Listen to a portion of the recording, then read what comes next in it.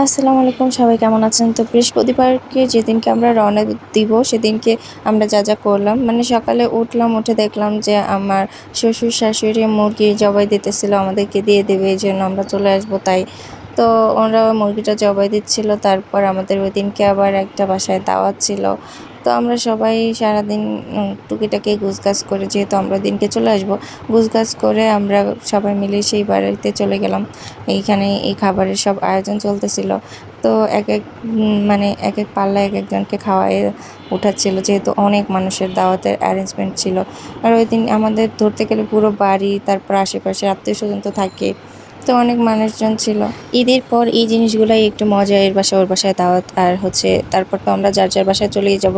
এখানে সবাই ছিল, এক একজন এক এক বাসায় দাওয়াত এক এক সময় দিয়েছে। তো এক বাসায় আমরা একদিন রান্না করছি, 3 দিন অন্য বাড়ি খাইছি এরকমের। তো সবাই যে সবার মতো করে অনেক অ্যারেঞ্জমেন্ট করছে, আর রান্না বান্না অনেক ভালো ছিল। আর অবশ্য বাড়িতে যাওয়ার পর আমি কেন যেন কোনো খাবারই খাইতে পারতেছিলাম না। তারপরও আমি ওই দুপুরবেলা যাদের বাসায় দাওয়াত থাকে ওই খাবারটুকু খাইয়া আর কোনো খাবারই খাইতে পারতেছিলাম না। না সকালে খাইছি, না রাতে খাইছি। যাই হোক, সব মিলিয়ে খুব ভালো ছিল, আর আমরা সবাই একসাথে অনেক মজা করছি, এইটাই অনেক কিছু। তারপর কি আর করার, কপালে শনি থাকলে তো হবেই। তো আমরা সবাই মিলে এখানে খাবার খেতে চলে আসছি। ওদিকে আমাদের সেই মুরগি ছিল চুলার উপরে। তো ওই মুরগি যে চুলার উপরে, আমরা সেটা কারণে আমাদের মনে ছিল না। তারপর কি আর করার, যখন মনে পড়ছে তখন যে দেখি কোষের অবস্থা 12টা বেজে গেছে। তো এই পর্যন্তই থাক, পরের ভিডিওতে দেখাই দেবো যে আমরা ঢাকার উদ্দেশ্যে যখন রওনা দিছি লঞ্চে বসে কী কী করতেছিলাম সেই ভিডিওটা। তো আজকে এই পর্যন্তই, ভালো থাকবেন, আল্লাহ হাফিজ।